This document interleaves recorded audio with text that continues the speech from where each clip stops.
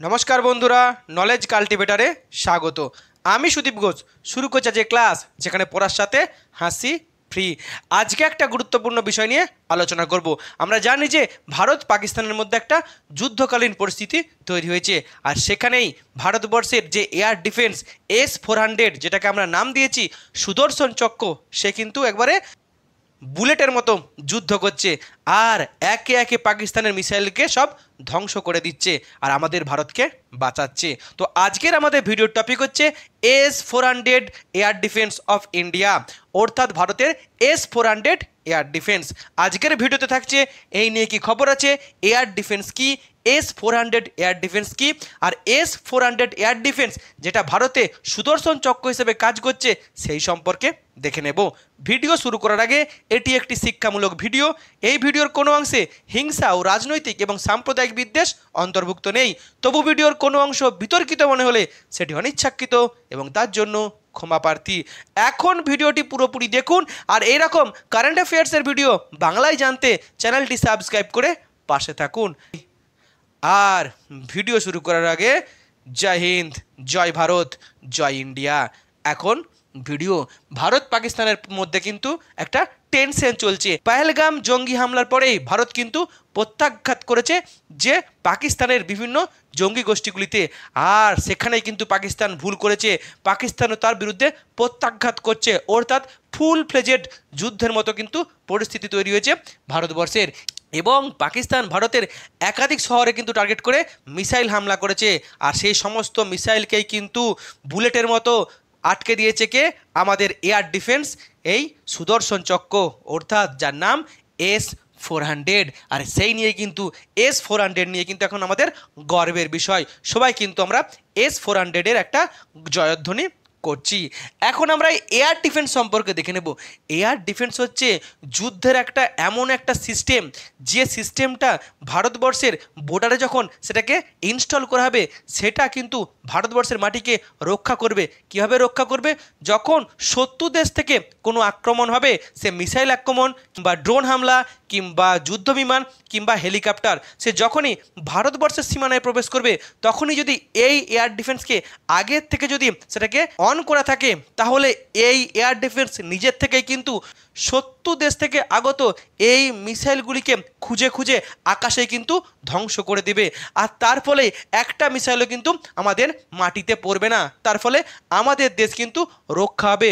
অর্থাৎ চীনের প্রাচীরের মতো এই এয়ার ডিফেন্স কিন্তু সেখানে দাঁড়িয়ে থাকবে এবং শত্রু দেশ থেকে আগত প্রত্যেকটি হামলার ড্রোন, হেলিকপ্টার, মিসাইল কিংবা যুদ্ধ বিমান সমস্ত কিন্তু ধ্বংস করে দিয়ে দেশকে বাঁচাবে। সেটাই হচ্ছে এয়ার ডিফেন্স।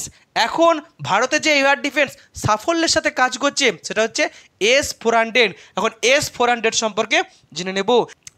S-400 হচ্ছে রাশিয়ার এয়ার ডিফেন্স, অর্থাৎ রাশিয়া এই এয়ার ডিফেন্সকে তৈরি করেছে।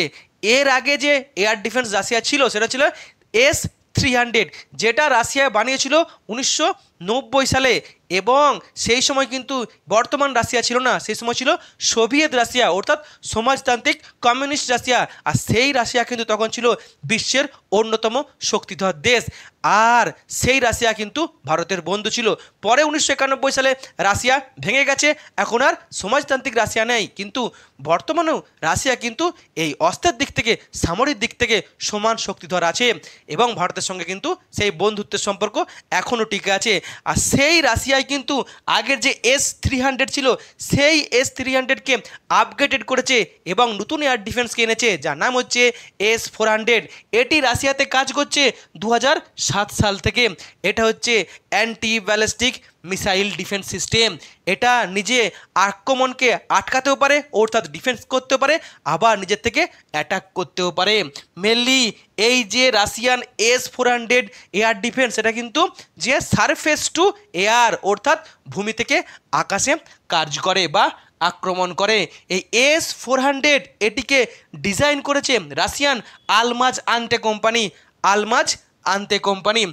এই S-400 সিস্টেমের মোট 3টি পার্ট আছে। তার মধ্যে একটা পার্ট হচ্ছে কি যে র্যাডার। এখানে দুটো র্যাডার আছে। এই র্যাডার কি করে, শত্রু দেশ থেকে যে সমস্ত আক্রমণের মিসাইল উড়ে আসছে সেগুলোকে সঙ্গে সঙ্গে আইডেন্টিফাই করে। আর পরবর্তী আছে মিসাইল, যে মিসাইল সিস্টেম থেকে ওই যে শত্রু দেশ থেকে মিসাইলগুলো উড়ে আসছে সেগুলোকে সঙ্গে সঙ্গে আকাশেই ধ্বংস করে দিতে পারে ডিফেন্সের জন্য, কিংবা নিজের থেকেও কিন্তু মিসাইল অ্যাটাক করতে পারে। আর একটা পার্ট হচ্ছে এখানে কন্ট্রোলার আছে। এই ডিফেন্স সিস্টেম যেখানে বসানো হবে সে কিন্তু পুরো এরিয়াটাকে কন্ট্রোল করতে পারবে, নিজেই কিন্তু অটোমেটিক্যালি কন্ট্রোল করতে পারবে এবং 360 অ্যাঙ্গেলে অর্থাৎ চারিদিক থেকে কিন্তু এটাকে কন্ট্রোল করতে পারবে। সেটা হচ্ছে কন্ট্রোলার। মেনলি এই যে এয়ার ডিফেন্স, এই এয়ার ডিফেন্সের যে কর্মক্ষেত্র সেটা কিন্তু দীর্ঘ 600 কিলোমিটার জায়গা জুড়ে, অর্থাৎ ভারতবর্ষের পশ্চিম বর্ডারে এই এয়ার ডিফেন্সকে যদি বসানো হয় তাহলে এই পশ্চিম বর্ডারের দীর্ঘ 600 কিলোমিটার এরিয়া জুড়ে কিন্তু এ নিজে নিজে অটোমেটিক্যালি কাজ করতে পারবে।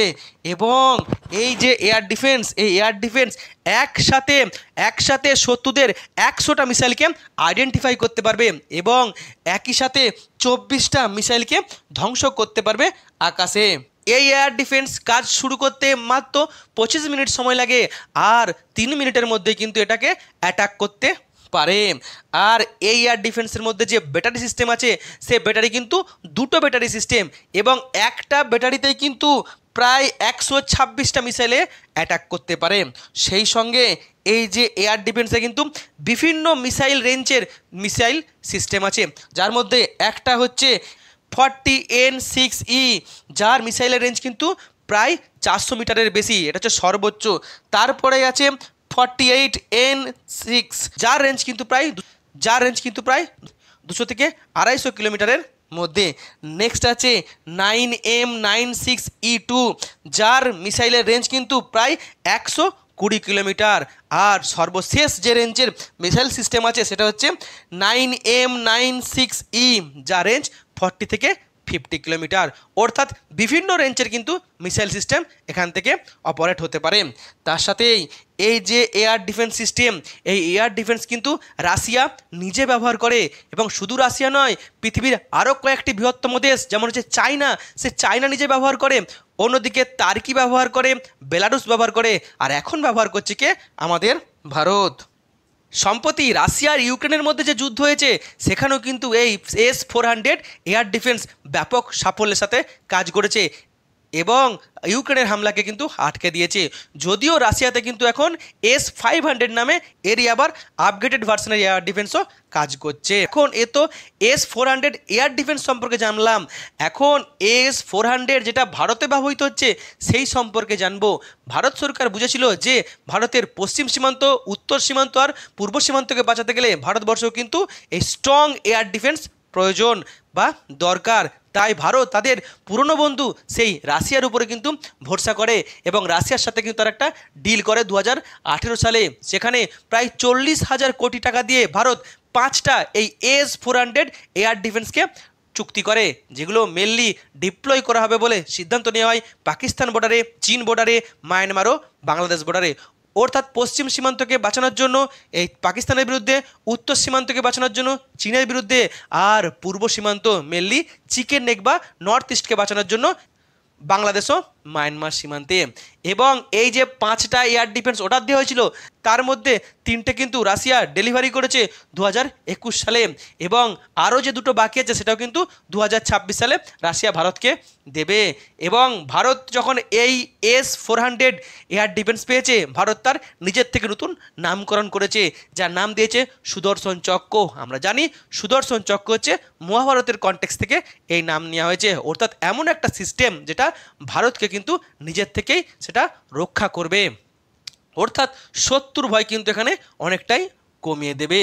আর এই 3টে এয়ার ডিফেন্স সিস্টেমের মধ্যে একটা রাখা হয়েছে পাঠানকোটে, যেখানে জম্মু কাশ্মীর ও পাঞ্জাবকে বাঁচানোর জন্য, আরও একটা গুজরাট ও রাজস্থানকে বাঁচানোর জন্য রাখা হয়েছে দুটো। আর 3 নম্বর যে এয়ার ডিফেন্সটা সেটা শোনা যাচ্ছে সত্যি কি না জানি না, যে আমাদের পূর্ব সীমান্তে চিকেন নেককে বাঁচাতে ডিপ্লয় করা হয়েছে। এখনও দুটো কিন্তু আসতে বাকি আছে, বাকি দুটো এরাই কিন্তু ভারতবর্ষের প্রত্যেকটা সীমানায় কিন্তু সুরক্ষিত হয়ে যাবে। এখন ভারত এই S-400 ডিফেন্স সিস্টেমকে ভারতবর্ষে ডিপ্লয় করে ভারত কিন্তু রাশিয়ার মতো শক্তিশালী এয়ার ডিফেন্সকে ডিপ্লয় করতে পেরেছে। আমরা এখন জানি পৃথিবীর সবথেকে শক্তিশালী এই এয়ার ডিফেন্স হচ্ছে ইসরায়েলের, যার নাম হচ্ছে আয়রন ডোম সিস্টেম। আর তারপরেই অন্যতম শক্তিশালী এয়ার ডিফেন্স কিন্তু এই S-400, যেটা রাশিয়া ব্যবহার করছে। সবথেকে বড় কথা, চীনের মতো দেশ কিন্তু এটাকে ব্যবহার করে। ভারত এটা নেওয়ার পর ভারত প্রথম ব্যবহার করলো এই 2025 সালে পাকিস্তানের বিরুদ্ধে যে এয়ার স্ট্রাইক হয়েছে, সেখানে পাকিস্তান আবার নতুন করে ভারতকে প্রত্যাঘাতে আক্রমণ করেছে এবং ভারতের প্রায় 15-16টি শহরকে পাকিস্তান কিন্তু লক্ষ্য রেখে মিসাইল হামলা করেছিল। আর আমাদের এই S-400 সুদর্শন চক্র প্রত্যেকটা মিসাইলকে কিন্তু এয়ারেই ধ্বংস করে দিয়েছে, একটাও কিন্তু ভারতবর্ষে পড়েনি এবং ভারতবর্ষের মাটি কিন্তু রক্ষিত হয়েছে পাকিস্তানের এই নক্কারজনক মিসাইল হামলা থেকে। এখন যত সময় বাড়ছে তখন কিন্তু মনে রাখতে হবে যে পায়ে হেঁটে যুদ্ধ করার বা পদাতিক আর্মির যুদ্ধ করার সুযোগ কিন্তু কমছে। এখন মেনলি যুদ্ধ কিন্তু আকাশপথে, অর্থাৎ উন্নত ফাইটার জেট কিংবা উন্নত মিসাইল, আর সেগুলোকে আটকাতে গেলে কিন্তু এয়ার ডিফেন্স চাই। আর সেই এয়ার ডিফেন্সে কিন্তু ভারত নিয়েছে তাদের পুরনো বন্ধু সেই রাশিয়ার কাছে। এবং 2025 সালে এটা যখন পাকিস্তানের বিরুদ্ধে সাফল্যের সাথে কাজ করেছে, এর যখন আমরা জয়ধ্বনি করছি তখন কিন্তু আমরা বুঝতে পারছি যে ভারত টাকা খরচ করে সঠিক জিনিসটাই কিনেছে, রাশিয়া কিন্তু এখানে ঠকায়নি। অন্যদিকে রাশিয়ার তৈরি এই এয়ার ডিফেন্স চীন ব্যবহার করছে। অন্যদিকে চীন পাকিস্তানকে যে এয়ার ডিফেন্স দিয়েছে সেই এয়ার ডিফেন্স কিন্তু কাজ করতে পারেনি। ভারত কিন্তু সেই এয়ার ডিফেন্সের বাইরে গিয়ে পাকিস্তানের সমস্ত জঙ্গির যে ঠিকানাগুলি সেখানে কিন্তু আক্রমণ করেছে। অন্যদিকে এমনও খবর হচ্ছে ভারত নাকি পাকিস্তানের এয়ার ডিফেন্সকে ধ্বংস করে দিয়েছে, যা চায়না মাল বলে আমরা অনেকেই রহস্য বা হাসি ঠাট্টা করছি। অন্যদিকে ভারতের কিন্তু এই রাশিয়ান মাল, আর আমরা জানি রাশিয়ান মাল কতটাই ট্রাস্টওয়ার্দি আর কতটাই শক্তিশালী। রাশিয়া ভারতের পুরনো বন্ধু ছিল, এখনও আছে, এটা কিন্তু আমরা দেখতে পাচ্ছি। এই হলো আজকের ভিডিও, যেখানে আমি গোটা সিস্টেমটাকে সুন্দরভাবে তুলে ধরার চেষ্টা করলাম। ভিডিও শেষ করার আগে আরও একটি বিষয় মাথায় রাখতে হবে, ভারত পাকিস্তানের মধ্যে কিন্তু যুদ্ধকালীন পরিস্থিতি তৈরি হয়েছে। এই সময় সমস্ত ভারতীয়দের উচিত সেখানে ঐক্যবদ্ধ থাকা, ধর্ম, জাতি, রাজনীতি, লিঙ্গ নিয়ে কোনো বিভেদ নিজেদের মধ্যে বিভেদ না করা বা অভ্যন্তরীণ হিংসা না ছড়ানো। এই সময় কিন্তু আমাদেরকে ঐক্যবদ্ধ থাকতে হবে, সরকারের নির্দেশ মেনে চলতে হবে। আর সবথেকে গুরুত্বপূর্ণ, সোশ্যাল মিডিয়ার সময় কিন্তু গুজব কিন্তু ছড়াচ্ছে চারিদিকে, এমনকি মিডিয়া চ্যানেলগুলো কিন্তু গুজব ছড়াচ্ছে। তাই আমরা সবসময় সরকারি ইনফরমেশন যে সমস্ত সংস্থার কাছ থেকে আমরা পাই, সে AIR FM কিংবা DD নিউজ কিংবা PIB বা PTI, এর থেকে কিন্তু আমরা সমস্ত খবর নেব। বাইরের কোনো খবর কিন্তু আমরা বিশ্বাস করার আগে অবশ্যই ফ্যাক্ট চেক করব। সতর্ক থাকুন, সাবধানে থাকুন, সরকারি নির্দেশ মেনে চলুন, অযথা আতঙ্কিত হবেন না। জয় ঠিক ভারতেই হবে। দেশের মানুষ সুস্থ থাকুক, দুর্যোগ দ্রুত কেটে যাক। ভিডিওটি এখানে শেষ করছি, আবার দেখাবে নতুন একটি এরকম টপিক নিয়ে। ততক্ষণ হাসতে থাকো, পড়তে থাকো।